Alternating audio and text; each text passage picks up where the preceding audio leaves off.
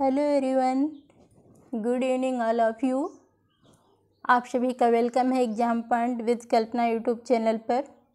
और इस टाइम हम यूथ कंपटीशन हिस्ट्री बुक्स के क्वेश्चनों को कंप्लीट कर रहे हैं, जो कि ये बुक्स वन लाइनर ही है। और इसमें हम मौर्योत्तर काल के क्वेश्चनों को कंप्लीट कर रहे हैं। मौर्योत्तर काल के 4 पार्ट में हमने मौर्योत्तर काल पहले कंप्लीट कर लिया है और ये आज लास्ट पार्ट है। लास्ट पार्ट में हम मौर्योत्तर काल को कंप्लीट कर लेते हैं, इसके सारे क्वेश्चन को कंप्लीट कर लेंगे।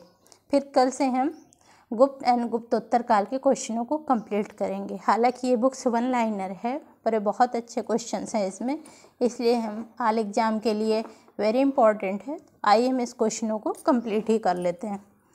आइए कल इसके क्वेश्चन, कल हमने कुषाण राजवंश को कंप्लीट किया था और कुषाण राजवंश हमारा कंप्लीट भी हो गया था, पर उसके कुछ क्वेश्चन रह गए थे जो उसके साहित्यिक प्रगति के थे और स्थापत्य कला से थे और जो मथुरा कला शैली से थे। इसके सारे क्वेश्चन रह गए थे, तो आइए उन क्वेश्चनों को आज हम कंप्लीट कर लेते हैं। आइए स्टार्ट करते हैं। इनकी साहित्यिक प्रगति के क्वेश्चन देखिए। कनिष्क के शासनकाल में शिक्षा साहित्य की स्थिति कैसी थी? तो अच्छी स्थिति में थी। कनिष्क के दरबार में कौन कौन से विद्वान रहते थे? तो अश्वघोष, नागार्जुन, पार्श और वशमित्र, मात्रचेट और संघरक्ष जो है इनके दरबार में रहते थे। कनिष्क का राजकवि कौन सा विद्वान था? जो अश्वघोष थे, कनिष्क के विद्वान थे, कनिष्क के राजकवि थे और अश्वघोष जो है एक विद्वान थे, तो इनके दरबार में थे, इनके राजकवि थे। अश्वघोष ने किन ग्रंथों की रचना की थी? तो अश्वघोष की रचनाएं थीं बुद्धचरित, सौंदरानंद, सारिपुत्र प्रकरण जो है अश्वघोष की रचनाएं थी। महान विद्वान अश्वघोष ने किन विधाओं में पारंगत थे? तो वो कवि थे, नाटककार भी थे, संगीतज्ञ थे, कथाकार थे, नीतिज्ञ थे तथा दार्शनिक भी थे। अश्वघोष की तुलना किन विद्वानों के साथ की जाती है? तो मिल्टन, गेटे, कांट तथा वाल्टेयर से इनकी तुलना की जाती है। शून्यवाद सापेक्षवाद के सिद्धांत का प्रतिपादन किसने किया था? तो नागार्जुन ने किया था। कौन सा विद्वान कनिष्क का राजपुरोहित था? तो संघरक्ष जो है कनिष्क का राजपुरोहित था। कनिष्क के राज दरबार में कौन आयुर्वेदाचार्य थे? तो चरक जो है आयुर्वेदाचार्य थे। कनिष्क का राजवैद कौन था? तो चरक जो है इनके राजवैद भी थे। चरक ने किस ग्रंथ की रचना की? तो चरक ने चरक संहिता ग्रंथ की रचना की थी। आइए जो कुषाण काल के स्थापत्य कला से क्वेश्चन थे, आइए हम उसको कंप्लीट करते हैं।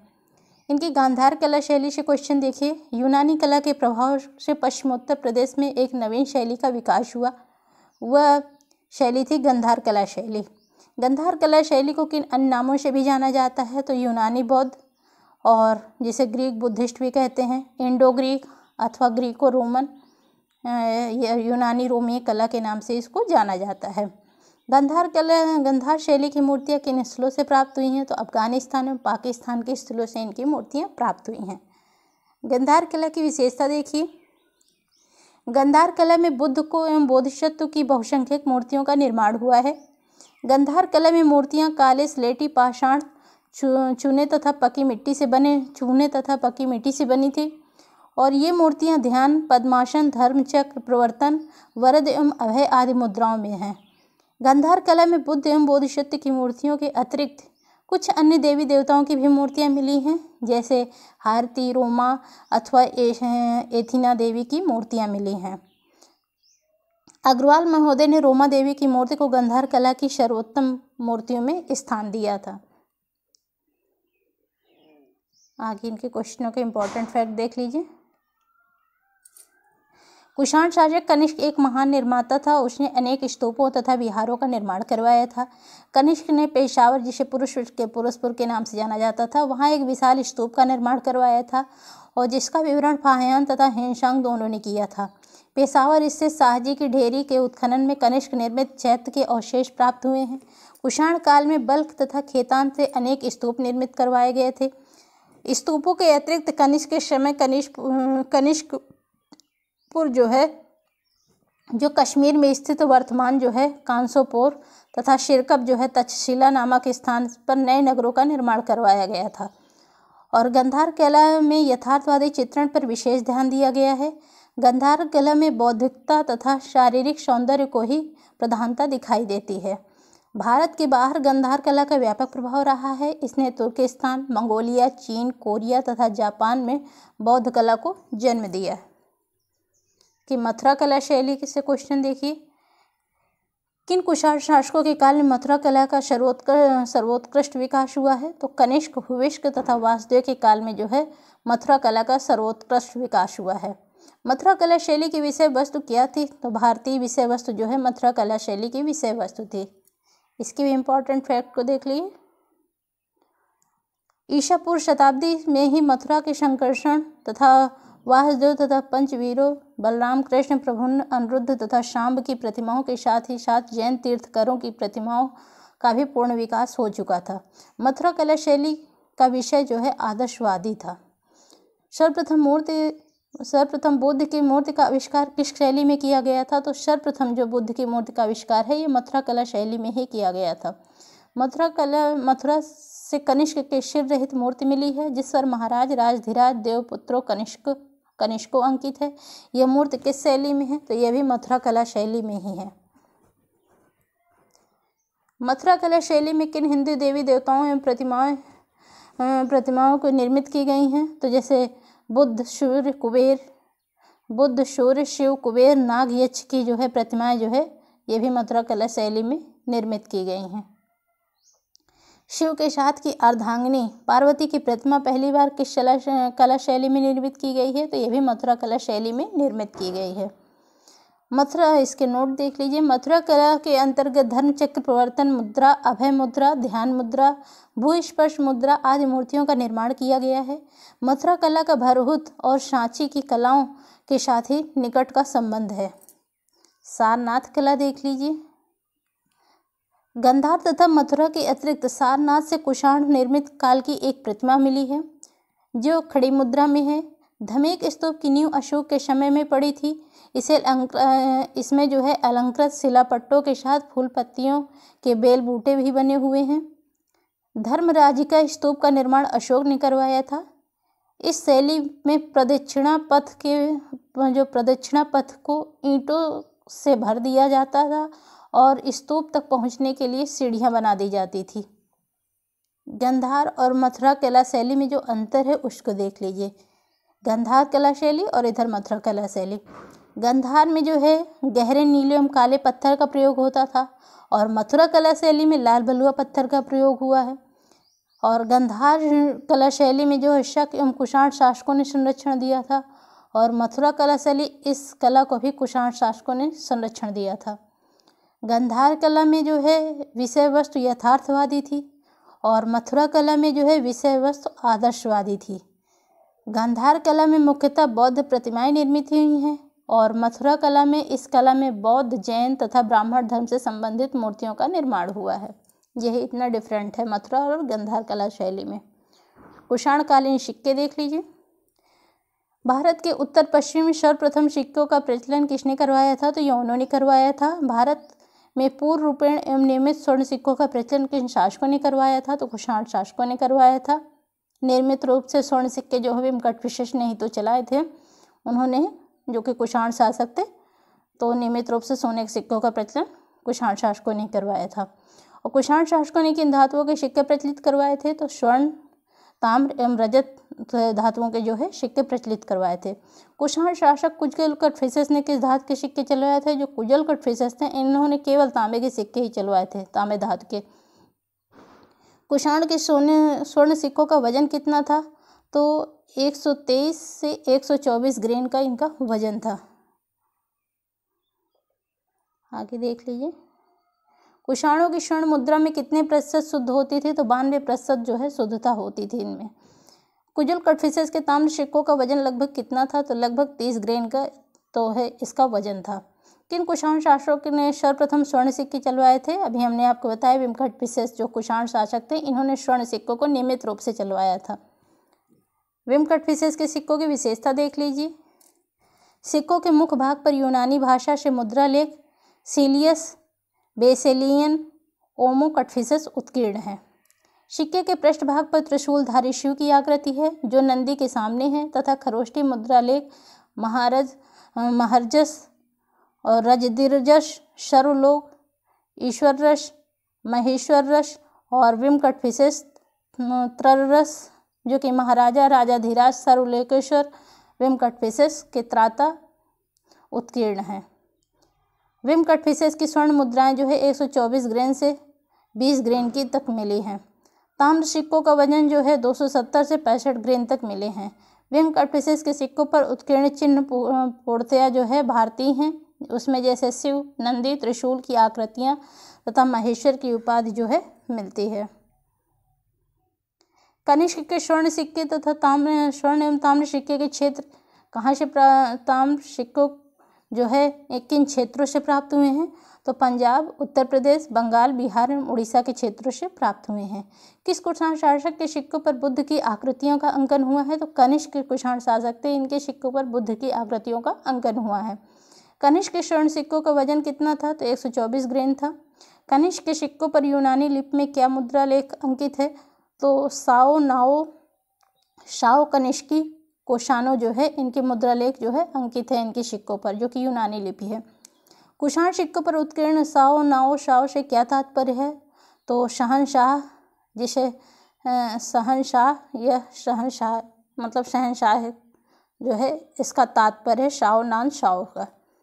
समुद्रगुप्त के समय प्रयाग प्रशस्ति में लेख कुषाण शासक की किसकी उपाधि का विवरण मिलता है? तो देवपुत्र शाही शाहानुशाही की जो है उपाधि का विवरण मिलता है। कुषाण शासक हुविष्क के सिक्कों पर किन देवी देवताओं की आकृतियां उत्कीर्ण मिलती हैं? तो बुद्ध, शिव, विष्णु, महासेन, कुमार विशाख, उमा की जो है आकृतियां इनके सिक्कों पर उत्कीर्ण मिलती हैं। हुविष्क के सिक्कों पर मुद्रा लेख में क्या अंकित है? तो शाओ, नाओ, शाओ, आइशोकी, कोशानो जो है इनकी मुद्रा लेख पर अंकित है। किस कुषाण शासक के रजत सिक्के प्राप्त हुए हैं? तो हुविष्क कुषाण शासक के जो है रजत सिक्के प्राप्त हुए हैं। वासुदेव के सिक्कों पर मुद्रा लेख में क्या अंकित है? तो शाओ, नाओ, शाओ, बोजेडो, वासुदेव, कोशानो जो है ये वासुदेव के सिक्कों पर यह मुद्रा लेख जो है अंकित किया गया है।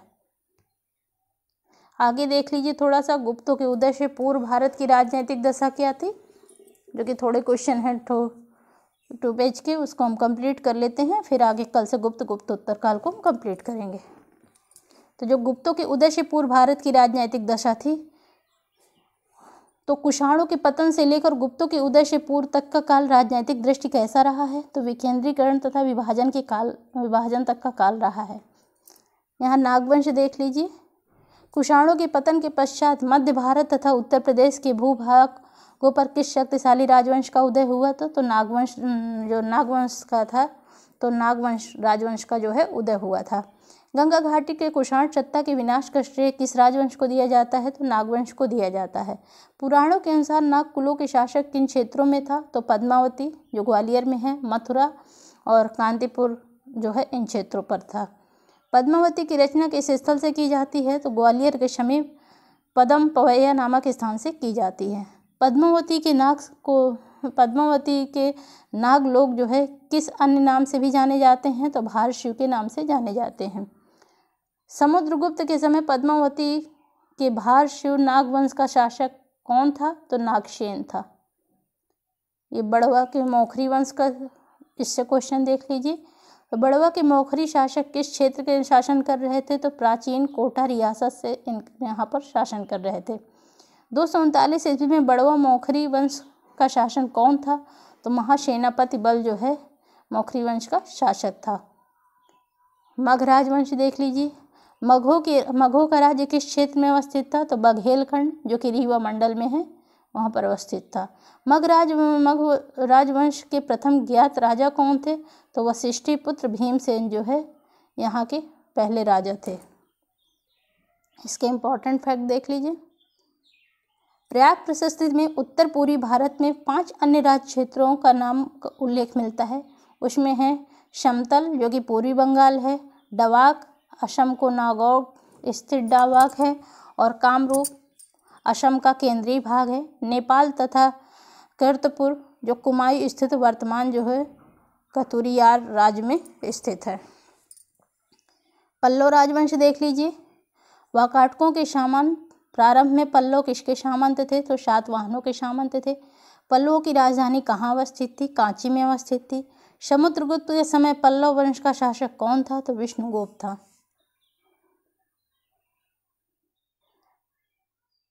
गणतंत्र की जनजातीय राज्य देख लीजिए। प्राक युग प्राग गुप्त युग में राजतंत्रों के साथ साथ गणराज्यों का भी अस्तित्व था। ये गणराज्य किन भागों में फैले हुए थे? तो मालव, अर्जुनायन, योधेय, शिवी, लिच्छवी, आभीर, मद्रक, शनकानिक, प्रार्जुन, कारक और खरपारिक जो है इन क्षेत्रों में फैले हुए थे। पर्णी किस गणराज्य को आयुधजीवी संघ बतलाया था? तो मालव गणराज्य को जो है ने आयुधजीवी संघ बतलाया था।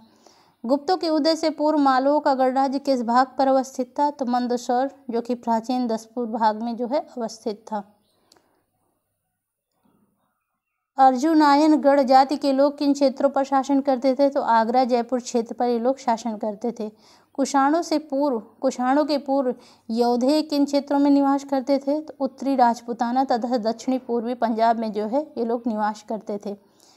किस विद्वान योधेयों को आयुधजीवी संघ कहा है? तो पाणिनि ने जो है योधों को आयुधजीवी संघ कहा है। योधेय के सिक्कों पर किन क्षेत्रों से प्राप्त होते हैं? तो जो योधेय के सिक्के हैं वो सहारनपुर, देहरादून, दिल्ली, रोहतक, लुधियाना तथा कांगड़ा से जो है इनके सिक्के प्राप्त हुए हैं इन क्षेत्रों से। योधेय गणराज्य के लोग किस देवता के उपासक थे? तो कार्तिकेय देवता के उपासक थे। कुड़िंद गणराज्य किन क्षेत्रों में अवस्थित था? तो यमुना तथा सतलज के बीच भूभाग पर जो है अवस्थित था। विष्णु पुराण में कुड़िंदों को किस क्षेत्र का निवासी बतलाया गया है? तो पर्वत घाटी का निवासी इन्हें बतलाया गया है। सिकंदर के आक्रमण के समय शिवलोग किन क्षेत्रों में निवास करते थे? तो झेलम तथा चिनाब के संगम पर जो है ये लोग निवास करते थे। झेलम तथा चिनाब के संगम पर निचले भाग पर स्थानांतरित होकर शिवी लोगों ने अपना राज्य कहाँ स्थापित किया था? तो चित्तौड़ के समीप जो है माध्यमिका में जो है इन लोगों ने अपना राज्य स्थापित किया था। मद्रक गणराज्य क्षेत्र में अवस्थित था, रावी तथा चिनाब नदियों के बीच अवस्थित था। मद्रकों की राजधानी कहाँ अवस्थित थी? सियालकोट में अवस्थित थी। सनकानिक लोग किन क्षेत्रों पर शासन करते थे? तो भीलसा के आसपास क्षेत्रों पर ये लोग शासन करते थे। समकालीन लोग किसके सामंत थे? तो ये गुप्तों के सामंत थे। काक गणराज्य के शासक किस क्षेत्र में शासन करते थे? तो काकपुर क्षेत्र पर शासन करते थे। खरपरिक गण जाति के लोग कहाँ पर शासन करते थे? तो दमोह, जो कि मध्य प्रदेश में है, यहाँ पर शासन करते थे। इसके इम्पोर्टेंट फैक्ट देख लीजिए। गुप्तों के उदय के पूर्व औदुंबर, उत्तमभद्र, वृष्ण आदि छोटे छोटे गणराज्य विद्यमान थे और औदुंबर अथवा उदुम्बर गणराज्य कांगड़ा, गुरदासपुर तथा होशियारपुर, जो कि पंजाब में स्थित था। औदुंबरों के सिक्कों पर राजा और जन दोनों अंकित होते थे। औदुंबर तथा उनके गण का उल्लेख अष्टाध्यायी, बृहद संगीता, मार्कंडेय पुराण, विष्णु पुराण में मिलते हैं। औदुंबरों को विश्वामित्र का वंशज तथा कौशिक गोत्र का बताया गया है। वाकाटक राजवंश से क्वेश्चन देख लीजिए। 3री शताब्दी से 6ठी शताब्दी ईस्वी तक दक्षिण पथ में शासन करने वाले राजवंशों में सर्वाधिक सम्मानित एवं सुसंस्कृत राजवंश कौन सा था? तो वाकाटक राजवंश था। वाकाटक राजवंश किस राजवंश के समकालीन थे? तो गुप्त राजवंश के समकालीन थे। वाकाटकों का मूल निवास स्थान कहाँ पर स्थित था? तो बरार, जो कि विदर्भ के नाम से भी जाना जाता है, वहाँ पर स्थित था। वाकाटक इतिहास के साधन देख लीजिए। प्रभावती गुप्ता का पूना ताम्रपत्र लेख है। प्रवर सेन द्वितीय कालीन का रिद्धपुर ताम्रपत्र लेख है और प्रवर सेन द्वितीय की चमक प्रशस्ति है। हरिशेन की अजंता गुहा अभिलेख है और विंध्य शक्ति द्वितीय का बाशिम लेख है। वाकाटक गुप्तों के संदर्भ में जानकारी किन ताम्रपत्रों से प्राप्त होती है? तो पूना तथा रिद्धपुर ताम्रपत्र से इनकी जानकारी प्राप्त होती है। वाकाटक वंश के शासकों की राजनैतिक उपलब्धियों का विवरण किस गुहालेख में मिलता है? तो अजंता गुहालेख में इनकी उपलब्धियों का वर्णन मिलता है। विंध्य शक्ति से क्वेश्चन देख लीजिए। वाकाटक राजवंश की स्थापना किसने की थी? तो विंध्य शक्ति ने की थी। वाकाटक राजवंश की स्थापना किस वर्ष हुई थी? 255 ईस्वी पूर्व में हुई थी। और वाकाटक के पूर्वज किसके सामंत थे? तो सातवाहनों के सामंत थे। अजंता के लेख में विंध्य शक्ति की प्रशंसा किस प्रकार की गई? तो उसने महान युद्धों को जीतकर अपनी शक्ति का विस्तार किया था। उसके क्रोध को देवता भी नहीं रोक सकते थे। वह इंद्र के समान जो है प्रभाव वाला था। उसने अपनी भुजाओं के बल से समस्त लोगों को विजय की थी। वाकाटक के शासक विंध्य शक्ति ने कब तक शासन किया था? तो 275 ईस्वी तक शासन किया था। प्रवरसेन प्रथम से क्वेश्चन देख लीजिए। विंध्य शक्ति के पश्चात वाकाटक साम्राज्य के कौन शासक हुए थे? तो प्रवरसेन प्रथम हुए थे। वाकाटक राजवंश का वह कौन सा शासक जिसने सम्राट की उपाधि धारण की थी? तो प्रवरसेन प्रथम जो थे उन्होंने सम्राट की उपाधि धारण की थी। प्रवरसेन प्रथम ने कब से कब तक शासन किया था? 275 से 335 ईस्वी 335 ईस्वी 275 से 335 ईस्वी तक प्रवरसेन ने शासन किया था। पुराणों के अनुसार प्रवरसेन प्रथम को कुल कितने अश्वमेध यज्ञ किए थे? तो प्रवरसेन ने कुल 4 अश्वमेध यज्ञ किए थे।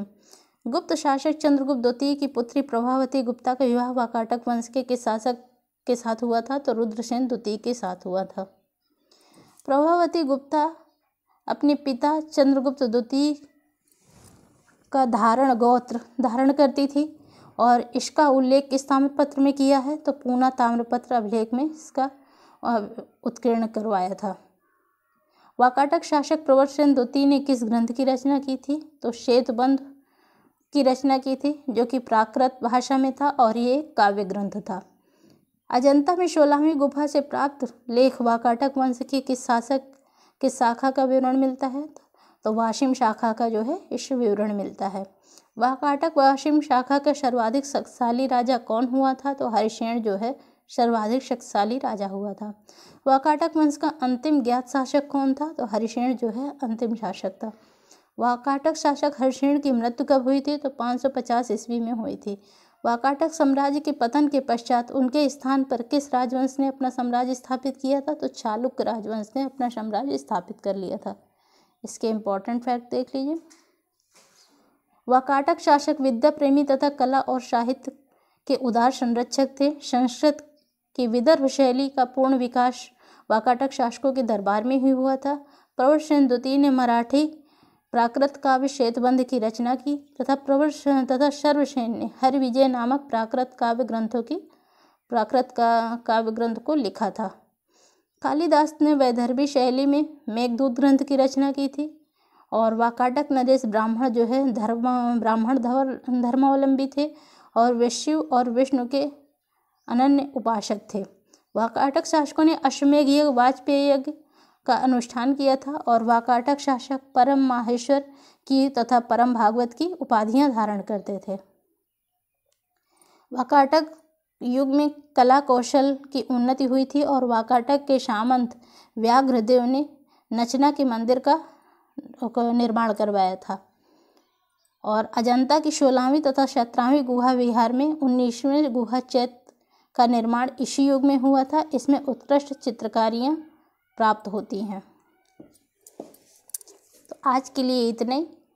आज से हमारा जो है मौर्योत्तर काल कंप्लीट हो गया है और उसके सारे क्वेश्चनों को हमने कंप्लीट कर लिया है।